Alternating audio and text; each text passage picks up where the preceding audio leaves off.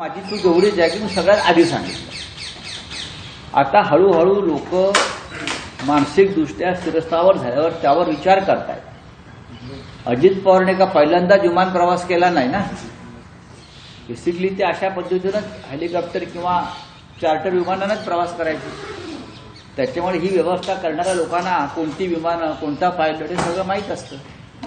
आता त्यांचे आमदार अमोल मिटकरी यांनी काही प्रश्न उपस्थित केले, छगन भुजबळ उपस्थित करतायत, अजित पवारांच्या कुटुंबातले काही लोक याच्यावर चर्चा करतायत.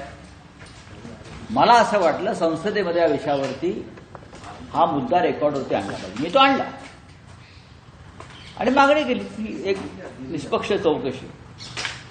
डीजीसीए वगैरे नाही. डीजीसीए म्हणजे यांच्या हाताखालचे सगळे प्रायव्हेट लिमिटेड कंपन्या आहेत. न्यायमूर्तीच्या हायकोर्ट न्यायमूर्तीच्या नेतृत्वाखाली एक चौकशी समिती नेमावी आणि त्याचा कालमर्यादेत निर्णयाने अहवाल यावा, एवढीच आमची भूमिका. ज्यावेळेस आम्ही मंत्र्यांना प्रश्न विचारला की याच्यासाठी काही कालमर्यादा आहे का रिपोर्ट येण्यासाठी, त्यांच्याकडनं मात्र त्याच्यावरती कुठलाही उत्तर देणारच नाहीये. मंत्र्यांना काहीच माहीत नाहीये. कालमर्यादेमध्ये रिपोर्ट यासाठी आम्हाला पाहिजे की अजित पवार यांच्यासारख्या महाराष्ट्राच्या प्रमुख लोकप्रिय नेत्याचा मृत्यू त्या झालेला आहे. महाराष्ट्र अजूनही धक्क्यात आहे. सुनेत्राताई पवारांना उपमुख्यमंत्री केलं म्हणून महाराष्ट्र दुःखातून सावरला असं होत नाही, किंवा अपघात विसरला असं होणार नाही. ते राजकारण वेगळं आहे आणि आम्ही म्हणतोय अजित पवारांच्या मृत्यूच्या संदर्भातल्या आमच्या भूमिका वेगळ्या आहेत. प्रफुल्ल पटेल हे विमान वाहतूक मंत्री राहिलेले आहेत.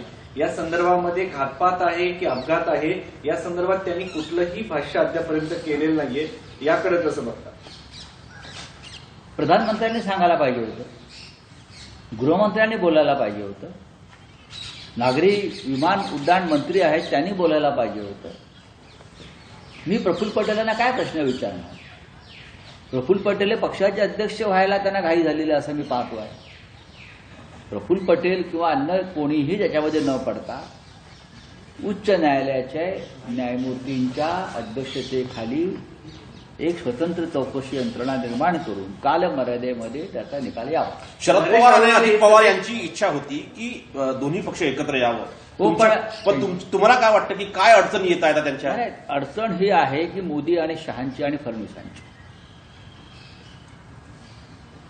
अजित पवार हे भारतीय जनता पक्षाला सोडून परत शरद पवारांकडे आले असते तर तो भारतीय जनता पक्षाच्या ऑपरेशन लोटसचा सगळ्यात मोठा पराभव ठरला असता. त्याच्यामुळे अजित पवारांचा संशयास्पद विमान अपघात हा सुद्धा ऑपरेशन लोटसचाच भाग आहे का असं लोकांनी प्रश्न विचारलेला आहे. ऑपरेशन लोटसचा भाग आहे का तो? इतक्या निर्घृण पद्धतीने देशात राज्यकारभार सुरू आहे. कोणालाही आपल्या जीवाची शाश्वती नाही. जो भारतीय जनता पक्षाच्या विरोधामध्ये जाईल तो एकतर तुरुंगात जातो किंवा जीव गमावतो. अशा प्रकारचं वातावरण या देशामध्ये आहे. मला तर आता असं म्हणायचं आहे की राहुल गांधींनी काल मनोज नरवणे यांच्या पुस्तकाचा जी चिरफाड केली त्याच्यात जे त्यांनी सत्य मांडलंय, जनरल मनोज नरवणे यांची सुद्धा सुरक्षा वाढवायला हवी. मनोज नरवणे यांच्या सुरक्षा व्यवस्थेत वाढ करणं गरजेचं आहे.